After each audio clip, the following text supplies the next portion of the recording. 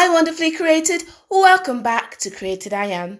In this video, I'm going to show you how to draft straight leg trousers. If you're new here, then you might be shocked how detailed this videos are, but that's because I really want you to understand what you're doing. If you haven't measured yourself yet, no worries, I've got a video covering that. In the description box, you will find a link to that video, as well as timestamps for you to go to the relevant place in this video, and the links to find out how to support CreatedIAm so I can make more of these videos. I want to say a huge thank you to this community. If you want to speed up or slow down the video or my pace of speaking, make sure to use the settings in the video. To make this simple, I've broken down the process into stages. Stage 1. The guidelines. We need a basic starting point to start molding and crafting our pattern. Start off with a huge piece of rectangle. You can use drafting paper or anything you can get your hands on. You want this rectangle to be long enough to cover the trouser's length. The trouser's length is your outer seam length, but you also want a 10-inch cushion. So whatever your trousers length is, plus about 10 inches, your paper should be tall enough to cover that. The paper should be wide enough to cover half of your hip measurement plus 30 inches. The reason why we're adding these inches is to give us space. This space will allow us to curve and shape our trousers pattern. It gives room for the differences on the front versus the back piece. And if you want to add seam allowance to this same piece of paper, the space is very important so that it all fits on. Once you've cut out your piece of paper, fold it along the length so that you have two halves on top of each other. Next, we're going to draw two basic straight lines to help us as guidelines. I advise you when you're drawing guidelines to use a pencil because it's easy to correct and adjust. When we're finished with everything, you can go over your final lines with a pen or a felt tip. The first line will guide our side seam. You want to draw a straight line about 2 inches along the length of the side of your paper. The length of this line doesn't matter, just draw it all the way across your piece of paper. The second guideline will help us mark our waist as reference. Go to the top and draw a straight line about 6 inches from the top of your piece of paper. It's helpful if you label your lines as you go because then you can use them to easily gauge where other lines should be. Using the waistline as our start reference, we are going to mark on our waist to hip measurement. You may have recorded it as hip to waist. Pop on your ruler and mark on the waist to hip length at various points, then connect them to make sure your line is straight and parallel to the waist. Draw the line long enough to cover your paper. Label this hip. If you'd like to, you can also record the measurements as you go, because if you write down a measurement that doesn't seem to look right, it's a great flag for you to check what you're doing before you move on. Let's mark on the crotch depth.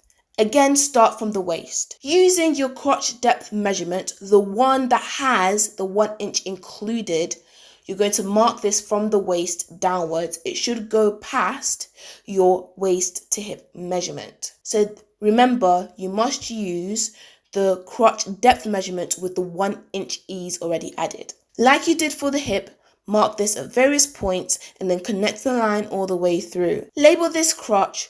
You can also label it crotch shelf. Crotch shelf is a name that people sometimes use to mark the end of the crotch depth. Now let's go back to that first guideline. We're going to mark on the trouser's length by using the outer seam measurement.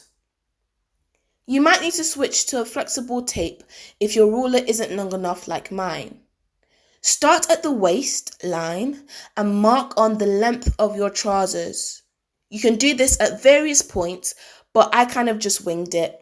I use my ruler to make sure it's perpendicular to that side seam guideline and just drew it on. Once you've drawn this line, you should have about 3 to 4 inches left on your piece of paper. Because stage 1 is complete and you've marked on your guidelines, I'm going to add a checkpoint. A checkpoint is a good stage for you to double check that everything is sitting in the right place before you add extra layers to your pattern. Measure from your crotch shelf to the end of your trousers. This measurement should match your inner seam measurement. Once you find the difference between the crotch shelf and the end of your trousers, if it's 1 or 2 inches off your inner seam measurement, that's okay because of the ease and adjustments we've made. Anything more than that gives you an idea that something may be off. If you watch the first video, I give you tips about how to make sure your measurements are correct. Stage 2. Define the hip and the waist. We are going to place on our exact measurements, which we already adjusted by dividing them in the first video. Find your hip line and place your ruler on. Mark on your hip length, which you divided by 4. Once you've done that, add ease. Add half an inch of ease so you can move around. Measure this length, considering the fact you just added the ease. Whatever the measurement is, measure that and mark it on the waistline and on the crotch shelf line. Connect these 3 points. Ideally, you should be using a pencil. You can use dotted lines like I have or just draw a bold line. This line will help us create the center front. The center front is the middle of your body at the front where your zip tends to go. So if you want to, at this point, you can label it center front. We're going to use this line to help us mark our waist.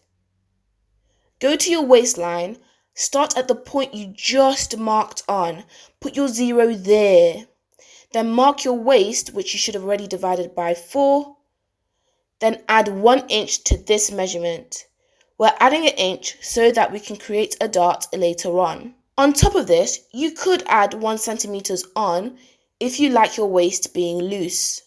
I like my waist being fitted, so all I've done is marked my waist divided by 4 plus the 1 inch for the dart. Now we just need to curve it out. Grab your French ruler and move it carefully so that it hits the point you just finished marking on your waist and it hits the start of your hip line. Draw a smooth curve. If you want to, you can freehand this. Your curve should be smooth and not bulgy. Stage 3, the crotch curve. We are going to extend the crotch line. This is where the crotch extension measurement is needed. Start from the dotted line, the center front line. Use the crotch extension measurement to increase this line. The crotch extension is your hip measurement divided by 16 or 2 inches, whichever one is longer. If your crotch extension measurement is less than 2 inches, use 2 inches instead. But as you can see, my measurement is longer than 2 inches. Mine was roughly 2¼ inches or 6 centimeters. I placed on the measurement onto that dotted line and then marked it. We need to now curve out this crotch. To make it sit properly, we need to increase the hip line even more. Go to the hip and add ½ inch to 1 centimeter, extending that line just a bit. So that we can guide the curve of the crotch, we are also going to go to the corner we created at the crotch and mark a diagonal line worth 1½ inches upwards. If you do all of this in pencil, it will make it easier to show your final line. Your final line is your curve. Your curve should smoothly pass through the 3 points we've just marked. This includes your crotch extension, the diagonal we just marked on, and the extra extension on the hip. If you're using your French curve, you want to try and create one smooth line. But if you need to, you might need to break it up and do one curve and then another curve, but make sure it looks like one smooth curve. Notice that because of the hip extension, my curve doesn't end at the hip. It ends slightly higher up. Where this ends depends on what looks smooth as you create the crotch curve. Once you're happy with your curve, you can go over it with a pen because it is your final line. Stage 3 is completed, so we can add a checkpoint and measure the curve you just made all the way to the top of your waist. It should match the front crotch length. When I did my check, my pattern was 4 centimeters shorter than my body measurement for the front crotch length. At this point, I didn't make any adjustments. This is because I was only 1 to 2 inches off what I needed. Anything more than that, you might want to go back and check your measurements to make sure everything is okay.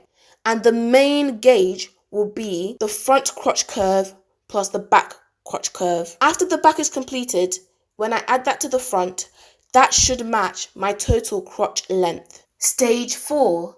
Establish the length of your trousers. To do this, we are going to measure the crotch line from the end of the crotch extension to the start of the crotch line. Note down this measurement and mark it at the bottom floor of your trousers and at other points in between. Connect the points created and that line will be your inner seam. This allows a fitted look at the top whilst giving you the straight leg trousers look as you go down. Take the new crotch length we just used and measure it. Half the measurement you get. Mark these points at various places along the trousers length. Then connect them. I used a dashed line. You can use your pencil. This will emphasize that this line is not a seam that you need to cut. The line is used to signal your grain line depending on the material you use, and it also helps us place our dart. We are now going to start marking on the basic lines needed for the back piece. Later, we will come back and finish the dart at the front. Stage 5, the back pattern piece. Me and my needles are back again. If you have any other technique you'd like to use for transferring measurements, please go ahead. I folded my piece of paper at the start, so I have 2 pieces laid on top of each other. If you don't have 2 pieces laid on top of each other, you can take 2 pieces together. The key here is to make sure you transfer every single key point marked. All the corners, all the points marked on before need to be pierced through and transferred. You might want to rotate the needle a bit to make sure that your holes are clear to see. Once done, turn your sheet around and find the holes, marking them with a pencil so they're clearer to see. If you can't see them, don't worry, just turn it back around and make the holes bigger. Once you're done, you can start connecting them.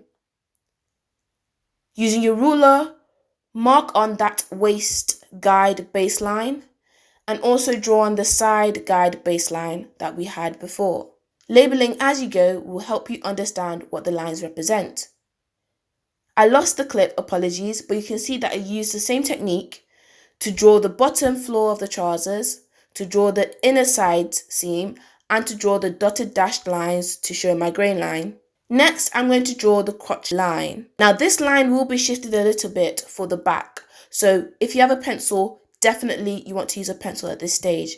I then found the guidelines used to connect the waist to the crotch line and I drew them back on using my ruler. So you don't confuse the front and the back, make sure to label this the back. Alright, back to business. Stage 6, the back crotch curve. The major difference between the front and the back is how we mark the crotch curve. We are not going to copy the crotch curve from the front.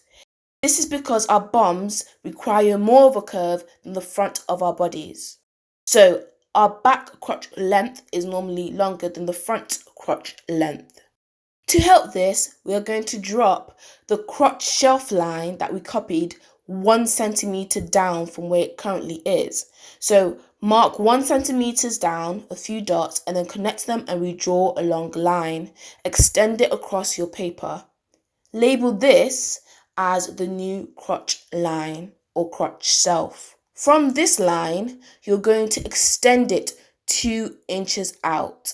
My paper just had enough space for me to do this, but if you gave yourself the margins I explained during stage 1, you will have enough paper to be able to extend your crotch.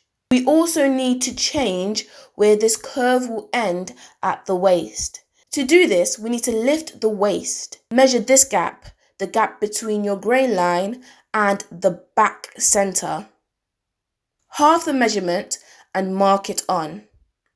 Lift this line by 1 inch. I lifted mine up by the crotch extension measurement, so about 2 inches and a quarter. 1 inch should be okay. If you find that later on you need a bit more room, you can actually lift this line not just 1 inch, but you can lift it by your crotch extension. My crotch extension was 2 inches and a quarter. So lifting this line 1 inch to about 2.5 inches should be okay. 1 inch is normally fine, but just in case, I used my crotch extension, so I lifted it up 2¼ inches. Now that we've done that, we've got a new start point at the waist and a new end point at the crotch shelf. Like before, we need to connect these 2 points with a smooth curve. So we are going to go to the corner and draw a new diagonal for our back crotch. You're going to create a diagonal with 2 inches and mark it on. Then we'll connect the new waist to the new diagonal to our new crotch end. Take your time with your French ruler, try and draw a smooth curve with your pencil. Make sure you're using your new points. We've reached our next checkpoint. We need to check our crotch length. So measure the curve you've just drawn, that is your back crotch length. Measure it, hold that measurement and use that to start the measurement for your front crotch curve. Those 2 measurements combined should equal your total crotch length that you measured from the front of your belly button to the back. If the measurements do not match up, I am going to show you where you can adjust. First, what if your pattern is too short? We will need to add length. One key area you can add length is by the crotch extension. What you can do is extend the crotch extension along the crotch shelf on the front and the back. You can extend these 1/2 inch to 1 inch. If you extend the front crotch extension, try and also extend the back. The other area you can extend is the back waist center. Earlier, I showed you how you could lift the waist 1 inch to about 2½ inches. If you lifted your waist 1 inch, extend that 1/2 inch to 1/2 inch more. If you've adjusted these points 1/2 inch to maximum 1 inch, and you're struggling, then most likely you need to go back and check your actual measurements. The next problem might be that your combination of the front and back crotch lengths is too long. That's the problem I had. My total front and back crotch length was 3 centimeters too long.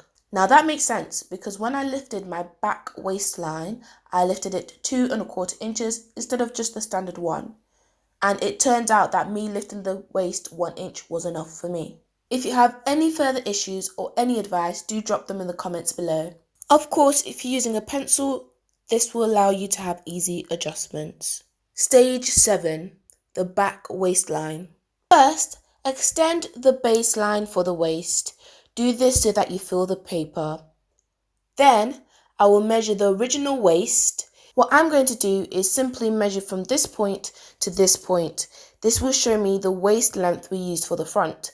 I don't have to do that. I could just use my measurements because I used 1/4 of my waist plus 1 inch. You could just keep that measurement in mind, but I thought it would be easier just to measure it again.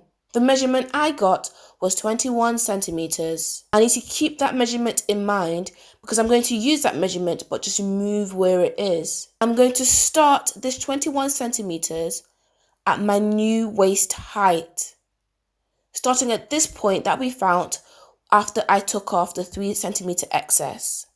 Make sure you're not using your old one like I accidentally did. I know some of you leave comments about mistakes that might happen whilst you're sewing, so I thought it would be good to leave this in to show you that actually these things are totally fine and easy to fix. So ignore this line that I'm crossing out, that was an error. I'm doing it properly now. Take your waist measurement, mine was 21 centimeters, and place it on your decided waist point or the new height at the center. Now, keep it there and carefully swing your ruler till the 0 of the ruler is on that line you extended. Make sure your waist measurement is still in place. Once the 0 is on the line, you can now draw a straight diagonal line that will represent the back waist. This is where my front waistline was, 21 centimeters. I moved it and now this is where my back 21 centimeter waistline is. The reason why we lift this up is because our bums are rounder, so we need more room for curves so that it's comfortable to wear our trousers. Stage 8. We also need the curviness of our bum to show throughout the length of our trousers. We are going to add 1 inch to each side of our trousers. Note that this is not seam allowance. It is so the trousers lay correctly on our bodies. Mark 1 inch at various points along the straight sides of your trousers at the back. On your new crotch line shelf, you're going to add 1 inch to the side. You don't need to add it on the crotch part because you already extended this part earlier. Once your various points have been plotted, grab your straight ruler and connect these points. Near the top of your trousers, you start curving, so just extend these lines. Take your French ruler and use those to connect the curvier parts of your crotch. You don't want the French ruler to indent inside the 1 inch you've just added. You want it to smoothly take the 1 inch out. Once you've finished here at your inner seam, go back to the outer seam. Extend the line upwards more if you need to, and then smoothly connect that inch addition to your new end of the waist. Make sure you don't use your old one, but the new one for the back. Stage 10, the darts. We're going to complete the front dart first. We need to take off the inch we added earlier. On your ruler, find half an inch. Place this measurement on the middle dashed line, the grain line. Mark half an inch on one side and half an inch on the other. This will allow us to make a 1 inch dart. On the dotted dashed grain line, mark 4 inches down. This should be deep enough to take away the impact of adding an inch earlier. Once marked, connect these 3 points to make a triangle. We need to transfer the placement of the front dart to the back. To do this, measure this gap, the gap between the crotch line at the waist and the middle of the front dart. This gap needs to be taken to the back. So starting from the crotch line at the waist at the back, measure the distance that you got. Mark this on. This will be the center of your dart.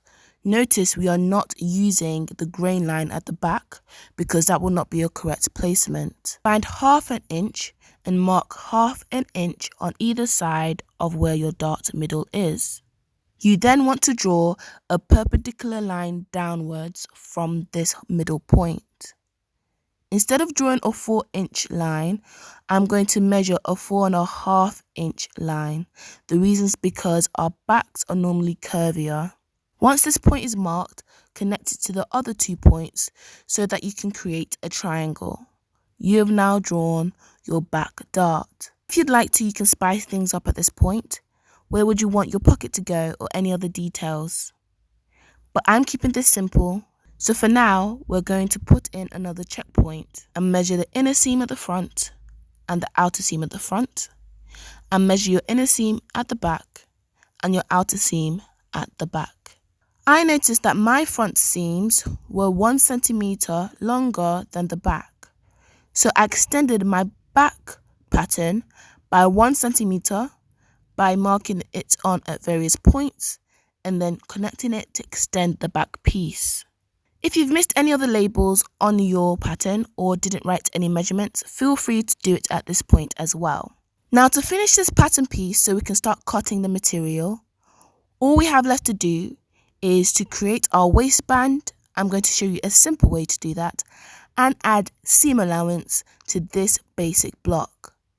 I will be showing you how to do these 2 things in the next video. Please do continue to share your ideas in the comments below, and if you have a Ko-fi to spare to support CreatedIAm, do use the link in the description box. Do make sure to check out CreatedIAm on Instagram. Use hashtag CreatedIAm if you use this video to help you create your next creative piece. And remember that you and the person next to you are wonderfully created.